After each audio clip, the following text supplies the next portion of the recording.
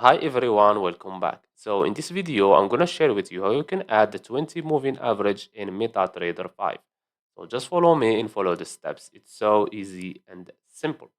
So first of all, open your MetaTrader 5, and this one is 50 moving average. Okay, in this video, we're gonna add the 20. So go to Insert, Indicator, Trend, and click on Moving Average.